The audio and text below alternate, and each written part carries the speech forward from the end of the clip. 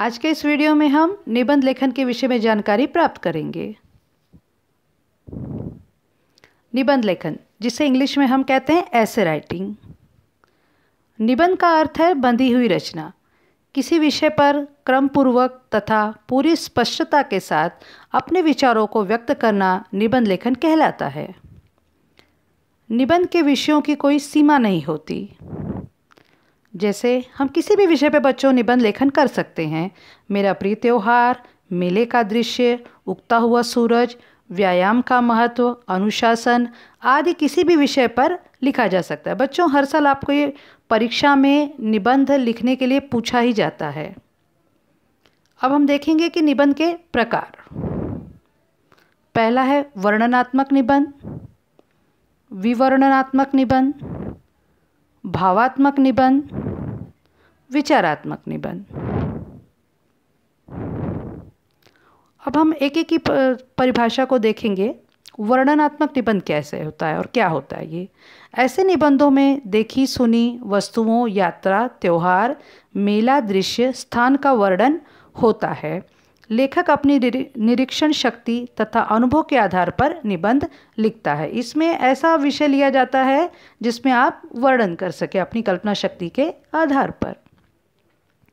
इसी तरह से विवरणनात्मक निबंध, ऐसे निबंधों में किसी विशेष स्थान, स्मारक, घटना, यात्रा आदि का विवरण होता है, जैसे गंगा, ताजमहल, हिमालय आदि।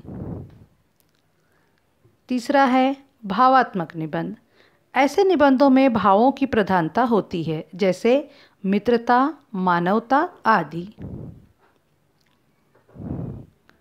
विचारात्मक निबंध, इन निबंधों में किसी राजनीतिक, सामाजिक, धार्मिक अथवा आध्यात्मिक समस्या पर पक्ष या विपक्ष में विचार व्यक्त किए जाते हैं, जैसे विद्यार्थी और अनुशासन, राष्ट्र प्रेम आदि।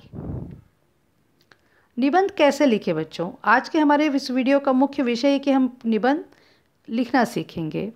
निबंध लिखने से पूर्व विषय को अच्छी तरह से समझ लें। विषय से संबंधित बिंदुओं को लिख लें। निबंध सरल भाषा में लिखें। पूरे निबंध की रूपरेखा बना लें। छोटे छोटे वाक्यों में विषय को स्पष्ट करें। निबंध निर्धारित शब्द सीमा के भीतर ही लिखें।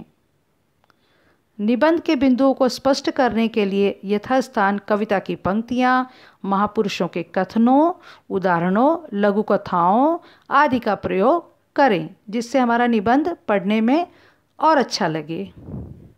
निबंध के अंग। निबंध के मुख्य रूप से 3 अंग होते हैं। पहला है भूमिका, दूसरा है विषय विस्तार, तीसरा है उपसंहार। अब हम देखेंगे कि भूमिका में क्या है। निबंध के विषय में पाठक के मन में उत्सुकता जागृत करने का कार्य भूमिका में होता है। बच्चों, भूमिका लिखते समय आप ऐसी भूमिका लिखें कि पढ़ने वाले की उत्सुकता उसमें जागृत हो जाए, उसको और मन करे कि और आगे क्या लिखा है इसमें। इस तरह से उसकी भूमिका होनी चाहिए। इसमें विषय का परिचय दिया जाता है। जब भी आप निबंध शुरू करते हैं तो अपने विषय का भूमिका के अंतर्गत ही आप परिचय कराते हैं। भूमिका में लेखक यह बतला देता है कि वह विषय के बारे में क्या कहना चाहता है। ठीक है, अब हम बात करते हैं विषय विस्तार की। विषय विस्तार के अंतर्गत क्या है? विषय से संबंधित विभिन्न बिंदुओं को विस्तार से अनुच्छेदों में लिखा जाता है, पैराग्राफ में लिखा जाता है बच्चों।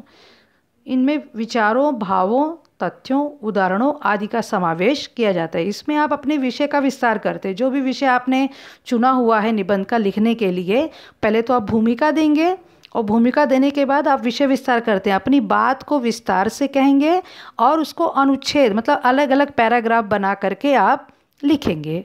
प्रत्येक भाव या विचार को एक अनुच्छेद में लिखा जाता है। इसमें उसका स्पष्टीकरण तथ्यों और तर्कसंगत ढंग से किया जाता है। सभी अनुच्छेदों का एक दूसरे के साथ संबंध होता है। और अंत में बच्चों उपसंहार होता है, जिसमें कि आप अपनी कही हुई बात को समेटते हैं और बहुत ही अंत में आप बताते हैं कि आपने जो लिखा है विषय कि उसके बारे में उसके तर्क पे और वितर्क पे भी आप चर्चा करते हैं। निबंध का अंत उपसंहार के रूप में किया जाता है। इसमें निबंध के विषय में लिखी जा चुकी बातों का निष्कर्ष होता है। बच्चों, मैंने आपको समझने के लिए एक निबंध का एक प्रारूप दिया है, जिसमें मेरे निबंध का विषय है व्यायाम का महत्व, जिसमें मैंने बताया है कि व्यायाम करना क्यों ज़रूरी है। और उसकी शुरुआत में ही ऊपर देखिए, सच्चाई के पथ पर वह मानव बढ़ता जाता है, व्यायाम करे प्रतिदिन जो उसकी स्वस्थ निरोगी काया है। इस तरह से मैंने जो निबंध की शुरुआत ही की है, ये कुछ पंक्तियों से की है, जिससे कि वो पढ़ने वाले को और उत्सुकता उसकी जगाए और उसको पढ़ने में अच्छा लगे। तो बच्चों, मैंने ये जो प्रारूप तैयार किया हुआ है आप लोगों को समझने के लिए, इसमें ऊपर भूमिका है, उसके बाद मैंने 3 से 4 पैराग्राफ छोटे छोटे जिसमें विषय का विस्तार किया हुआ है, और अंत में उपसंहार में बताया है। देखिए बच्चों, कोई भी चीज़, जैसे खाना अच्छी बात है, लेकिन बहुत ज़्यादा खाना अच्छी बात नहीं है। उसी तरह से व्यायाम हमारी ज़िंदगी का एक हिस्सा है। हमें निरोगी रहना है, स्वस्थ रहना है, तो व्यायाम करना बहुत ज़रूरी है। लेकिन इसका ये मतलब नहीं कि आप दिन भर व्यायाम ही करते रहें। तो जो अंत में उपसंहार है, उसमें मैंने ये भी बताने का प्रयास किया है कि आप उसका एक समय निर्धारित कीजिए और उसी के अंतर्गत आधे घंटे 1 घंटे उतना ही आप व्यायाम कीजिए। ठीक है ना? तो इस तरह से आप इसको पढ़िए और पढ़ के आप भी एक नए विषय पर निबंध लिखने का प्रयास कीजिए, क्योंकि हर वर्ष, चाहे छमाही की परीक्षा हो चाहे वार्षिक की परीक्षा हो, आपको निबंध लिखने के लिए पूछा ही जाता है। कभी कभी कल्पनात्मक होता है, वर्णनात्मक होता है, अभी सारे प्रकारों पे हमने चर्चा की है। तो आप इसी तरह से 1-2 निबंध लिखने का अभ्यास करेंगे तो आगे भी परीक्षा में बहुत अच्छे से लिख पाएंगे और कोई दिक्कत आपको नहीं होगी। तो बच्चों, आज आपने निबंध के विषय में, ऐसे राइटिंग के विषय में पूरी तरह से जानकारी प्राप्त कर ली है और आप इसे पढ़िए। ठीक है बच्चों? तो आप इसको, मुझे पूरा यकीन है कि आपको ये वीडियो बहुत पसंद आया होगा। आप इसको लाइक करें, सब्सक्राइब करें, साथ ही घर पर रहें, सुरक्षित रहें। अगली बार हम मिलेंगे किसी नए विषय के साथ। बच्चों, धन्यवाद।